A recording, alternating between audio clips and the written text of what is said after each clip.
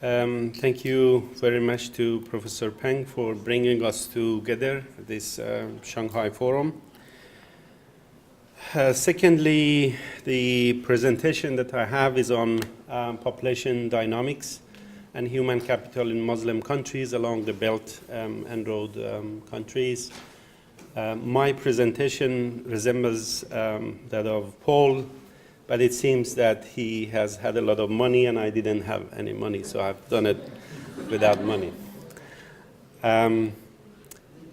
Before I present some of the slides on similar issues that Paul presented, let me give you take-home messages. First, Muslims constitute around 27% of the population of the Belt and Road countries, and their population is still growing.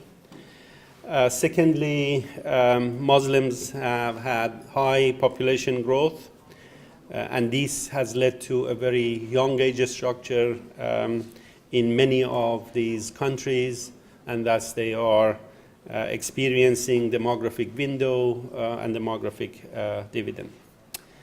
There has been also major social and demographic change in these countries, including educational advancement, particularly among women, but there is a diversity in these countries in terms of population development and particularly educational changes.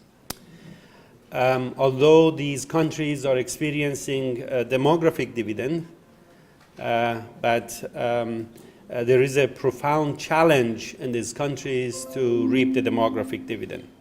And finally, to seize the opportunity, investments has to be made on human capital, particularly education and health, and it has implications for maximizing the benefit of the dividend. So these are the points that I will be making, and I'll show you some of the slides and taking you through the Muslim countries along the Belt and Road region.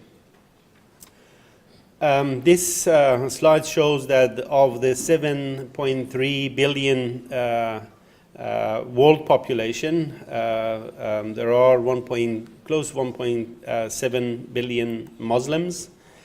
And of the 7.3 billion world population, as it was mentioned, 62% are living in the Belt and Road countries. And of the 4.6 billion population in the Belt and Road countries, 1.2 billion are Muslims. Of those, 21% or close to 1 billion are living in Muslim majority countries, countries with 50% Muslim and higher, and 234 million in countries where Muslims are considered as minority or less than 50%. These are the 10 largest Muslim countries in the Belt and Road countries. Indonesia, followed by Pakistan. India, of course, as a Muslim minority country, but there are a large number of Muslims living in India. Bangladesh, Egypt, Iran, Turkey, Iraq, Afghanistan, and Saudi Arabia. These are the 10 largest Muslim countries, constituting 63% of the world Muslim populations. Muslims are defined as a unique Ummah nation, and this is shown and known from the Hajj pilgrimage in Saudi Arabia. But Muslims are also diverse, and it is the best example of unity in diversity. There are Shia, Sunni sects of Islam. They speak dozens of languages in different countries, and they have different cultures and history. So when we examine and study Muslim countries, we have to take into account the diversity and various cultures that they have and belong to. So it is important to note this diversity. Looking at population dynamics, if we look at in the past, in 1970 or 75, the majority of Muslim countries had high population growth rate, natural increase, above 2, between 2 and 4%, but their natural growth has declined considerably. There are some countries like Yemen and Afghanistan on the top, but there are countries, Turkey, Albania, UAE, Iran, even below the world average or close to the world average.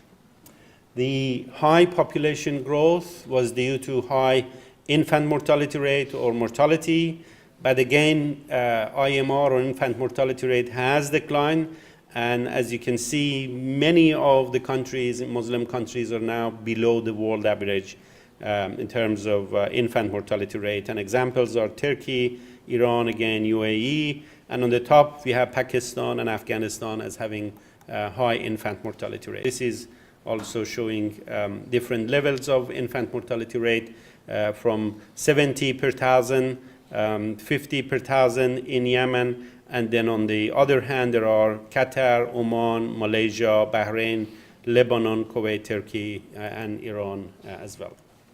As a result of this improvement in health, life expectancy has improved, and there are many countries in the region that are experiencing high life expectancy. On the other hand, fertility or total fertility rate has declined in many of these Muslim countries. Again, in the 1970s, many of these countries or most of these countries had TFR above the world average, and in fact, between 5 and 8 children.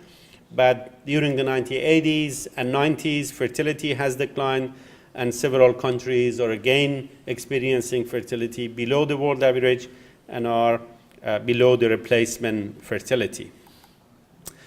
Iran is one of the countries in the Middle East region that has experienced a sharp fertility decline.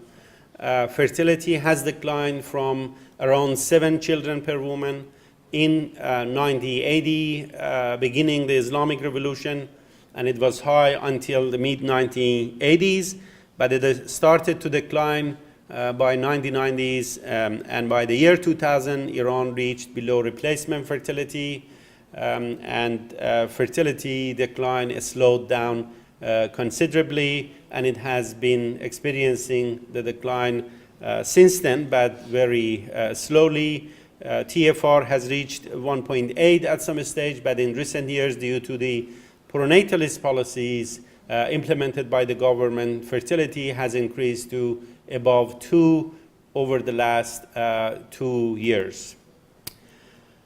As a result of these rapid changes in Muslim countries, there is an age structural change in many of these countries, and what we see here, there is a young age structure in many of the countries that has implications for labor migration, and also in many countries we are experiencing high dependency ratios because of earlier high fertility, and also the task of providing education, basic education to people, young children, but there are high potential for further population growth, and as a result of which we will be experiencing demographic dividend, or some of these countries are already experiencing demographic dividend. Aging is not an issue for many of these countries, but will be one of the main issues over the next 30 years. In addition to demographic changes, these countries have experienced rapid social and economic changes. And one of the changes is, in fact, education. Wolfgang Lutz argues that with education, the future looks different. Education changes our cognition and the way we think about future. With education also, future aging of population will be less challenging, there will be less disabilities and lower fertility, so we can invest more on health and education. And finally, education empowers individuals and societies for a healthier, wealthier, and more democratic and resilient future. We published a paper earlier with Wolfgang and other colleagues showing the impact of education on democracy, particularly when there is a young age structure. At the individual level, education is determinant of political participation. As the education level increases, individuals tend to develop a stronger sense of civic duty and a greater interest in politics. More education is a driver of a transition to democracy, and once democracy is achieved, educated people or educated society tend to maintain that level of democracy. We have seen education that has improved in many of the Muslim societies, and Iran again was an example that achieved a higher level of education, particularly over the last 3 decades. In addition to formal education, we have seen that most of the countries in the region and worldwide have access to internet, mobile phone, and social media, and this has also created a knowledge for the people to participate in their life, and particularly political activity. So in general, young age structure and female education in Muslim world and other countries can make positive changes to the societies. Let me take you through briefly the recent Iranian presidential election that occurred last week. These are the 2 final presidential candidates. Professor Dr.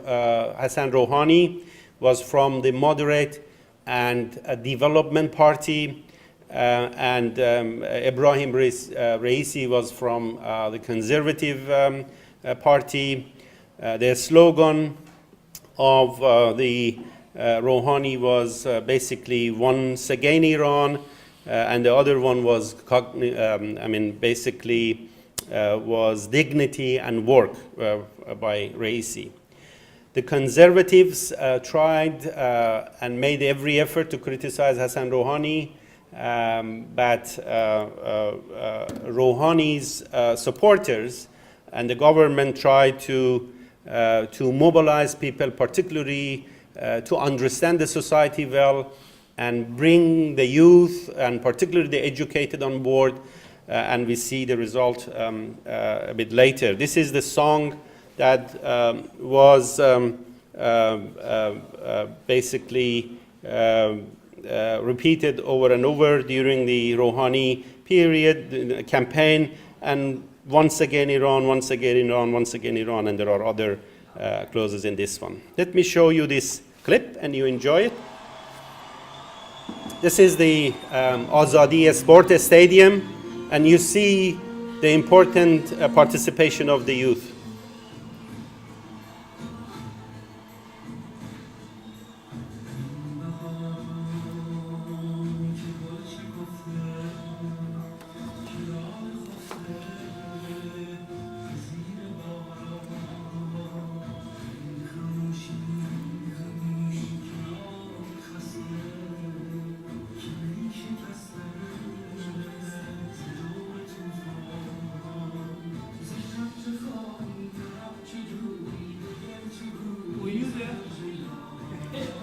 I was at the back.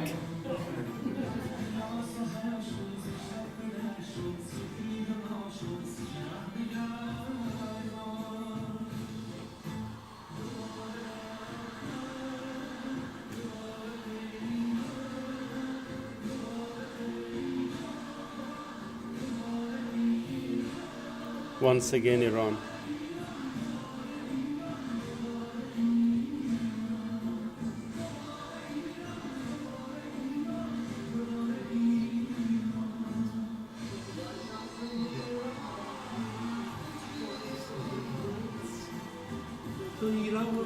This is Iran. Sorry, no. We are against sanctions we have decided our path. Freedom is our path. This is Rouhani speaking.